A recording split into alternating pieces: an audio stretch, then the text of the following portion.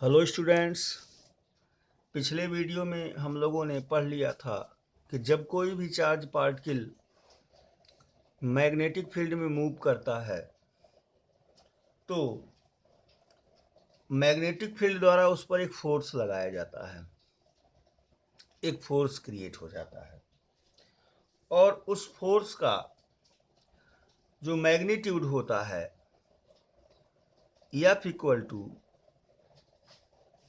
Q into V into B sine theta होता है, जहाँ F क्या है? Applied force by magnetic field, Fm कह दीजिए। Q क्या है? Magnitude of the charge. V क्या है? वेलोसिटी ऑफ द चार्ज या स्पीड। और B क्या है? मैग्नेटिक फील्ड है। और साइन थीटा, यहाँ थीटा क्या है? Angle between magnetic field and direction of motion है।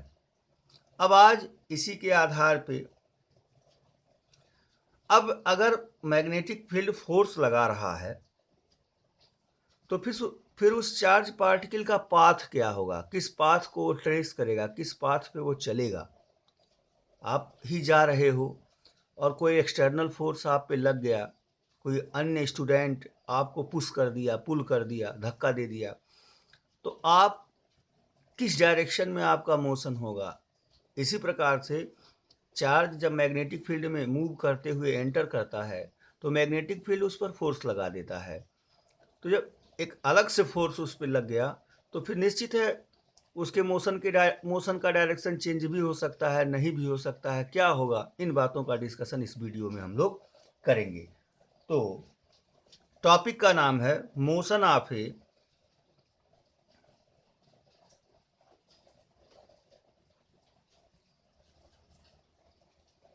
चार्ज पार्टिकल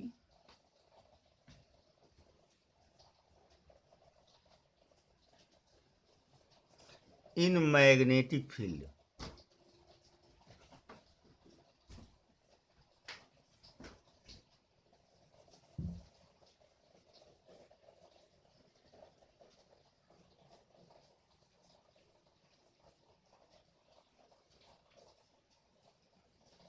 किसी चार्ज पार्टिकल का मैग्नेटिक फील्ड में मोशन। अब यहाँ कई सिचुएशन से राइज होंगी स्टूडेंट्स। पहली situation, when charge particle enters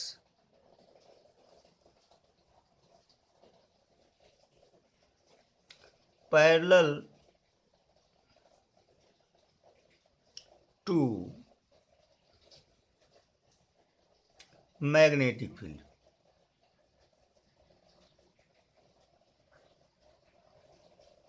अगर चार्ज पार्टिकल मैग्नेटिक फील्ड के पैरेलल एंटर करता है, उस दशा में मोशन यानी वेलोसिटी या मोशन v और b के बीच का जो एंगल थीटा है वो जीरो हो जाएगा।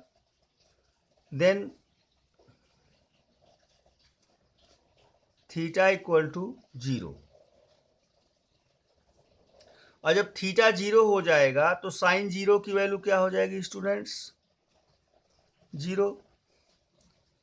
तो मैग्नेटिक फोर्स F m क्या हो जाएगा बच्चों? जीरो। इस फार्मूले के हिसाब से भाई F magnetic equal to Q V B sine theta से।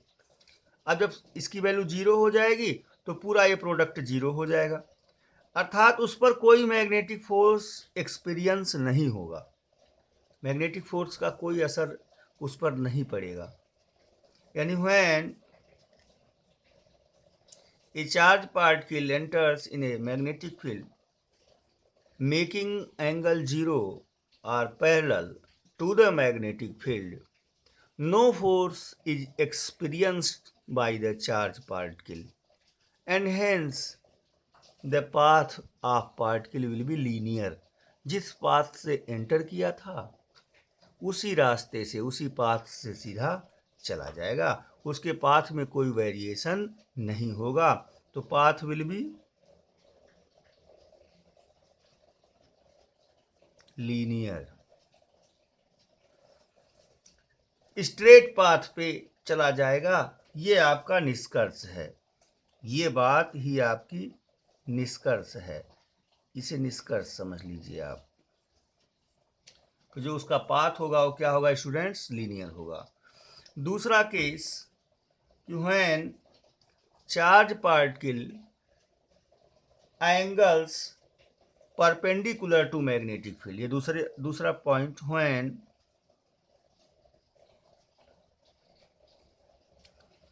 Charge particle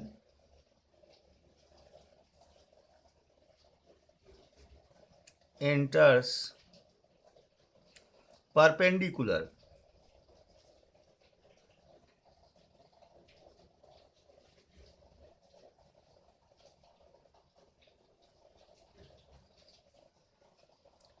to magnetic field,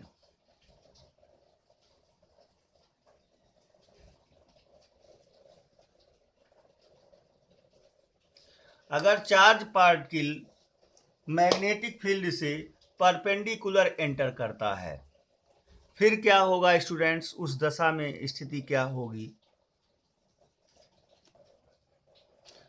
when charge particle enters perpendicular to magnetic field, यानी जब चार्ज पार्टिकल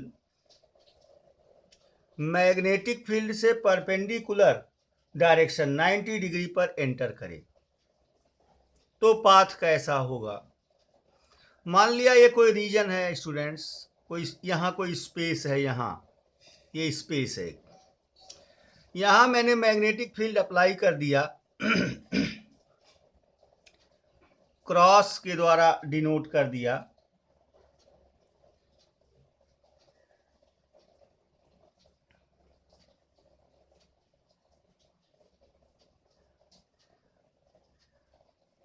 इसका मतलब यहाँ जो मैग्नेटिक फील्ड अप्लाइड है, फिगर को ध्यान दीजिएगा, मैं क्रॉस के द्वारा, इन सर्कल क्रॉस के द्वारा डिनोट कर रहा हूँ।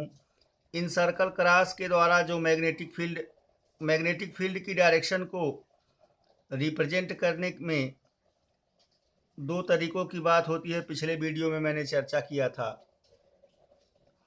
अगर किसी प्लेन में मैग्नेटिक फील्ड प्लेन के परपेंडिकुलर हो और प्लेन के अंदर एंटर कर रहा हो, इस तरह से, मतलब ऊपर से नीचे की ओर, यहाँ जैसे इस कॉपी के रूप में, इस कॉपी पे बात करूँ, ये जो मेरा पेज है प्लेन मान लीजिए, तो मैग्नेटिक फील्ड ऊपर से नीचे की ओर इस पेज में एंटर कर रहा हो तो उसे क्रॉस द्वारा डिनोट करेंगे।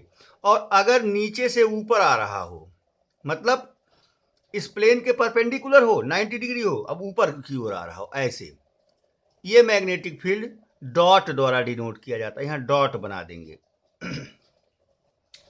अब मान लिया एक चार्ज पार्टिकल यहां क्यू पॉइंट से, यहां से ऐसे एंटर करता है, ऐसे इस डायरेक्शन में एंटर करता है, यहां मान लिया एंटर करता है एक चार्ज पार्टिकल, तो उसके जो वेलोसिटी का डायरेक्शन होगा वो ये हो जाएगा, ये चार्ज पार्टिकल यहां एंटर कर रहा है, ये उसके वेलोसिटी का डायरेक्शन हो जाएगा स्टूडेंट्स।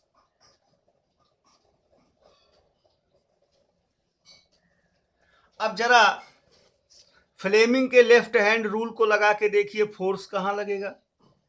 मेरे लेफ्ट हैंड को जरा ध्यान दीजिएगा, ये लेफ्ट हैंड है मेरा,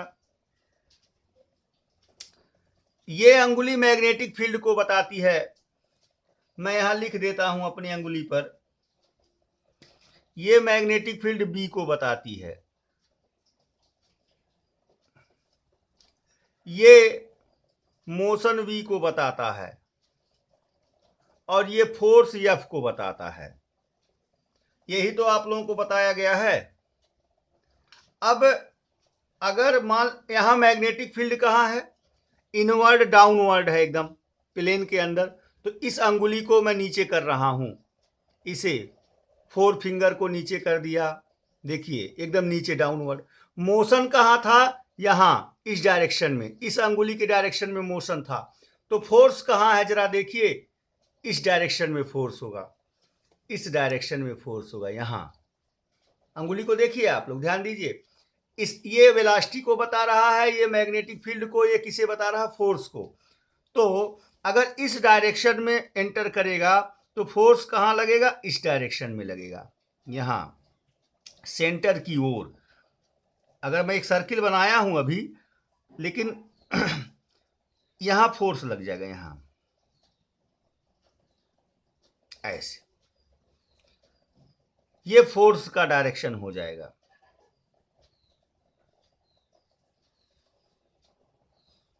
एफ।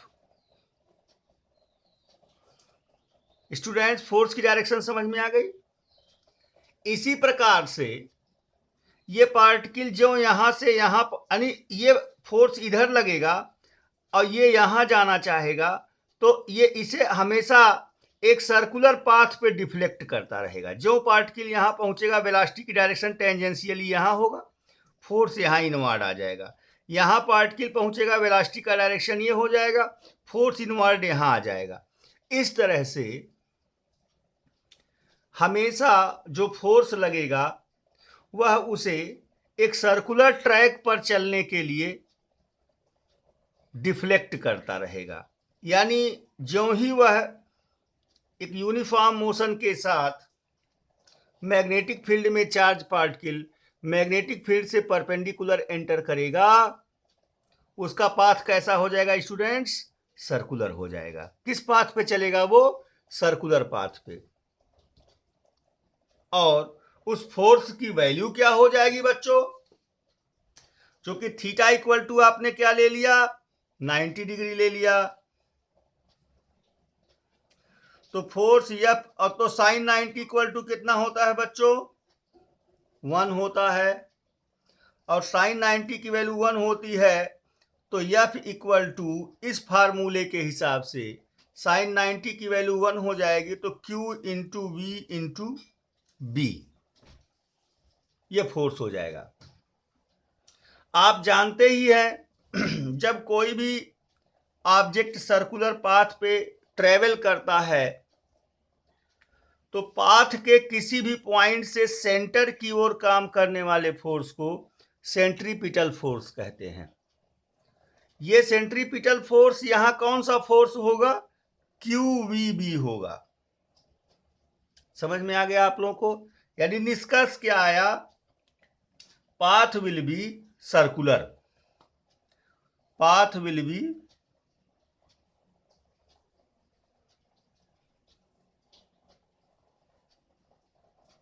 सर्कुलर। यानी सर्कुलर होगा तो हर दशा में आप जानते ही हैं कि जो रेडियस होती है वो टेंजेंट से कितने एंगल पे होती है, 90 पे होती है। यानी वेलोसिटी और फोर्स के बीच का एंगल कितना बना रहेगा, 90 बना रहेगा। और बाकी मैग्नेटिक फील्ड यहाँ है बच्चों, यहाँ मैग्नेटिक फील्ड यहाँ पे है, इस डायरेक्शन में, वर्टिकली इनवर्ड, ऐसे अंदर की ओर, ये यहाँ मान लो यहाँ। तो हमेशा तो मैग्नेटिक फील्ड तो 90 डिग्री पे लगी ही रहेगी। देखिए इस प्लेन के परपेंडिकुलर ऐसे एक कलम खड़ा कर दीजिए यहाँ, ये डायरेक्शन और ये वेलोसिटी का डायरेक्शन है, ये तो इन दोनों के बीच का ये एंगल जो है वो 90 डिग्री हमेशा क्या रहेगा, बना रहेगा। चाहे जहां जाए, यहां जाएगा तब भी 90 डिग्री होगा। हर पॉइंट पे मैग्नेटिक फील्ड और वेलोसिटी के बीच का एंगल 90 डिग्री बना रहेगा, और फोर्स वेलोसिटी से 90 डिग्री पर इनवर्ड लगेगा। पूरी बात क्लियर। पाथ कैसा हो जाएगा स्टूडेंट्स, सर्कुलर हो जाएगा। यानी जब कोई भी चार्ज पार्टिकल यूनिफॉर्म मोशन से मैग्नेटिक फील्ड में एंटर करता है तो उसका पाथ सर्कुलर हो जाता है, सर्कुलर पाथ पे वो ट्रेवल करता है। अब दूसरा निष्कर्ष यहां, द मैग्नेटिक फोर्स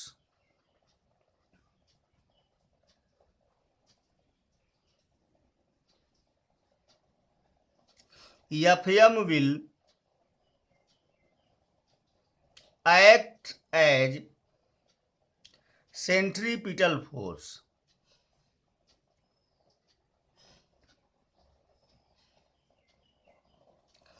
किस फोर्स का रोल अदा करेगा स्टूडेंट्स, सेंट्रीपिटल फोर्स का रोल अदा करेगा। कौन? ये QBB। अब आप लोगों ने 11th में सर्कुलर मोशन पढ़ा है। सॉरी 11th तो आप, हाँ, आपने 11th में सर्कुलर मोशन पढ़ा है।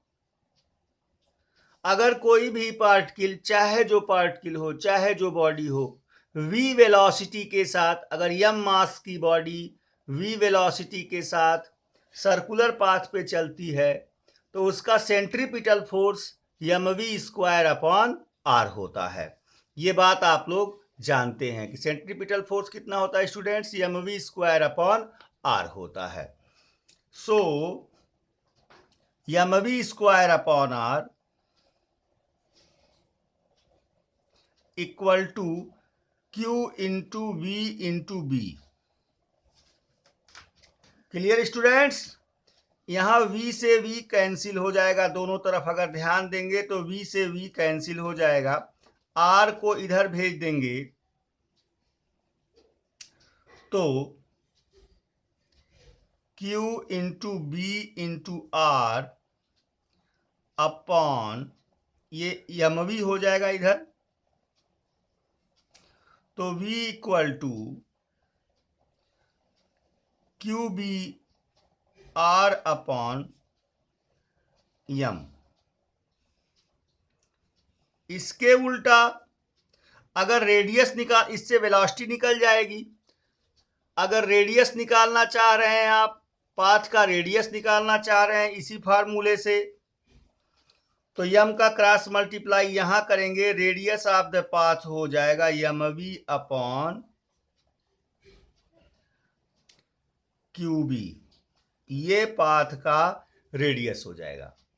यानी अगर कोई चार्ज पार्टिकल v वेलोसिटी के साथ, m मास का चार्ज पार्टिकल v वेलोसिटी के साथ किसी मैग्नेटिक फील्ड में एंटर करता है तो उसका पाथ सर्कुलर हो जाएगा और जो उसकी रेडियस r होगी उसकी वैल्यू mv अपॉन QB हो जाएगी। Clear students? एकदम। इसके बाद दूसरा, टाइम पीरियड क्या होगा? एक चक्कर पूरा लगाने में लिया गया समय टाइम पीरियड कहलाता है। तो आप लोग जानते हैं कि time equal to distance upon speed होता है, या यूं कह, हाँ, तो एक चक्कर लगाने में कितना डिस्टेंस लगा चलेगा? वो 2πr के बराबर। अगर रेडियस 2πr है तो t equal to 2πr upon v, और v की वैल्यू आपने देखा है अभी यहां इसे यहां पुट कर देंगे QBr अपॉन m, तो m कहां चला जाएगा रेसिप्रोकल होके स्टूडेंट्स? ऊपर चला जाएगा। r से r क्या होगा? कैंसिल हो जाएगा। अगर इससे इसको डिवाइड करेंगे तो m ऊपर चला जाएगा और r से r क्या हो जाएगा? कैंसिल, क्योंकि v की यही वैल्यू है। तो बचेगा 2πm upon q into b, यानी टाइम पीरियड आ जाएगा 2πm upon QB।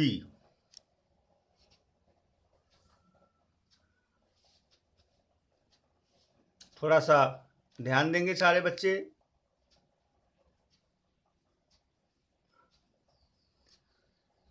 2πm upon QB ये वैल्यू हो जाएगी आपके टाइम पीरियड की, एक चक्कर लगाने में लिया गया समय। और अगर फ्रीक्वेंसी निकालेंगे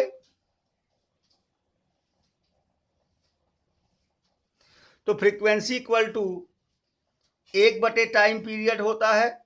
टाइम पीरियड का रेसिप्रोकल फ्रीक्वेंसी होती है, तो इसी का रेसिप्रोकल हो जाएगा QB अपॉन 2πm। इस तरह से इस फ्रीक्वेंसी को साइक्लोट्रॉन फ्रीक्वेंसी कहते हैं। इस फ्रीक्वेंसी को और क्या कहते हैं? साइक्लोट्रॉन।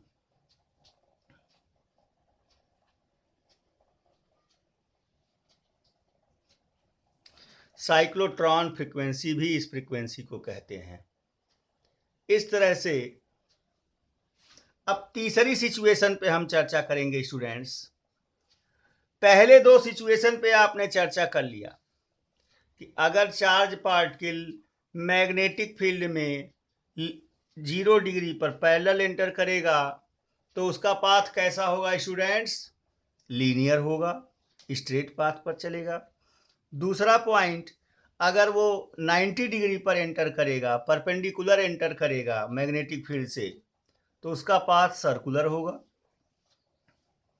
और तीसरी सिचुएशन, और सर्कुलर होगा तो सर्कुलर पाथ की रेडियस क्या होगी, उसके रिवोल्यूशन का टाइम पीरियड क्या होगा, या उसकी फ्रीक्वेंसी क्या होगी, सब कुछ आप लोगों ने कैलकुलेट कर लिया। अब हम चर्चा करेंगे कि जब चार्ज पार्टिकल मैग्नेटिक फील्ड से किसी एंगल पे एंटर करे,